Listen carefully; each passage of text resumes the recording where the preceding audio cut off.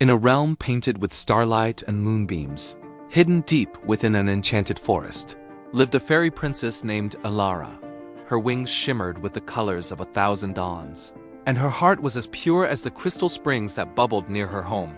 Elara wasn't just a princess of title.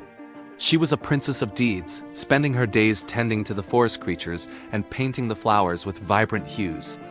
Her laughter was like the chiming of tiny silver bells, a sound that brought joy to all who heard it. One day, a weary swallow, its wings heavy with a long journey, landed on her windowsill. It chirped a somber tale of a village that lay just beyond the Whispering Woods, a place called Greymoor. The swallow spoke of a village shrouded in an unnatural silence, where laughter had faded and the sun's warm rays never seemed to reach. A terrible curse, woven by a forgotten sorcerer centuries ago, had fallen upon the land. The curse caused everything to lose its color, turning the world into a dreary canvas of gray and black. The flowers would not bloom, the crops would not grow, and a perpetual sadness hung in the air like a thick, cold fog.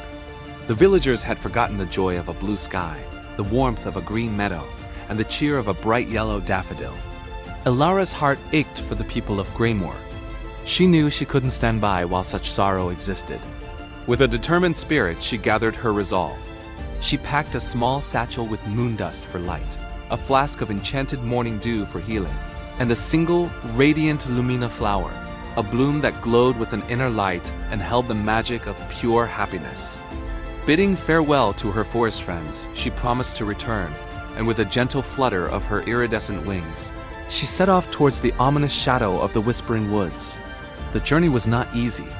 The Whispering Woods lived up to its name, with ancient trees groaning and their gnarled branches reaching out like skeletal fingers. Shadows danced and played tricks on her eyes, and eerie voices whispered doubts into the wind, trying to turn her back. But Elara held the glowing Lumina flower close, and its warm, steady light served as both a beacon and a shield, cutting through the darkness and silencing the fearful whispers. She remembered the swallow's sad song and the image of the colorless village, and her determination burned brighter than any shadow. After what felt like an eternity, she emerged from the woods and saw it.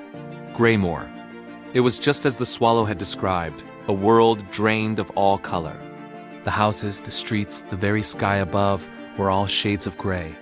A profound silence was broken only by the mournful sigh of the wind. Villagers moved like ghosts, their shoulders stooped and their faces etched with a deep, weary sadness. There were no children playing, no birds singing, no bright market stalls. It was a village that had forgotten how to live. Elara landed softly in the center of the village square.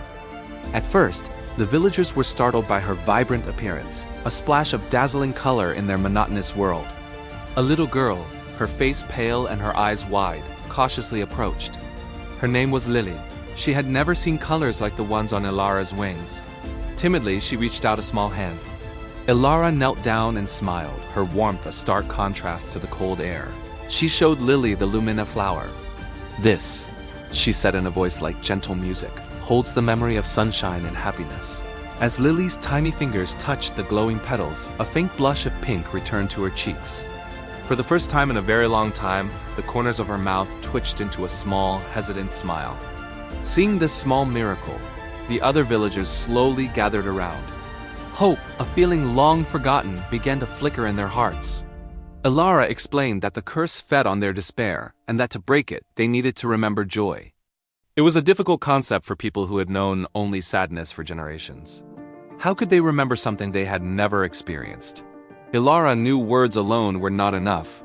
She began to use her magic, not to fight the curse directly, but to spark their memories. She took out her flask of enchanted dew and sprinkled it on a barren garden patch. As the droplets touched the soil, tiny green shoots pushed their way through the gray earth. She opened her satchel of moon dust and tossed a handful into the air. The dust swirled and danced, creating shimmering images in the sky, a golden sunset, a deep blue ocean, a rainbow arching over a field of wildflowers. The villagers watched, mesmerized. The older ones began to weep as faint, long-lost memories stirred within them. They remembered tales from their own grandparents, stories of a world filled with color. Elara then began to hum a simple, cheerful tune. She encouraged the children to clap along, to feel the rhythm. Lily, emboldened by the color on her cheeks, began to dance, her clumsy steps a beautiful act of rebellion against the gloom. Inspired, Elara guided the villagers. "Let's paint," she declared. They had no colored pigments, so they got creative. A child painted a big, bright yellow sun. A baker painted his loaves a warm, golden brown. A weaver began to thread scraps of color into a dull gray tapestry. With each splash of color, with each note of the song, with each shared smile, the curse began to weaken. The sky, which had been a solid sheet of gray, began to show cracks. A single brilliant ray of sunshine broke through, illuminating a patch of the village square.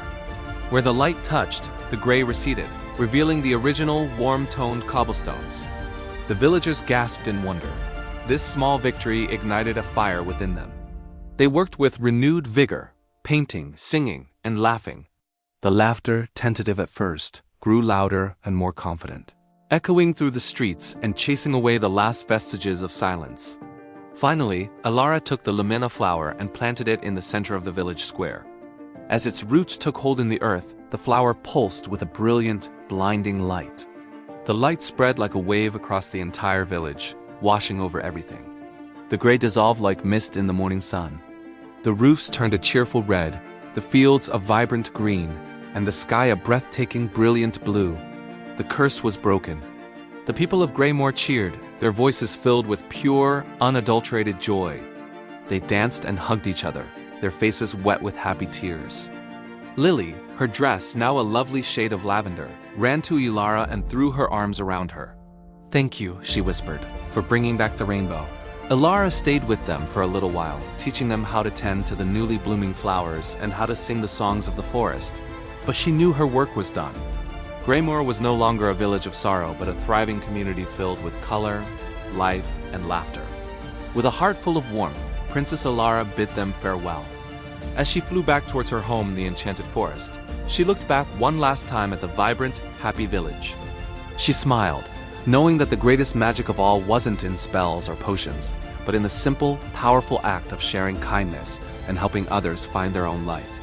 And from that day on, the story of the kind fairy princess and the day she painted a village with happiness was told for generations to come.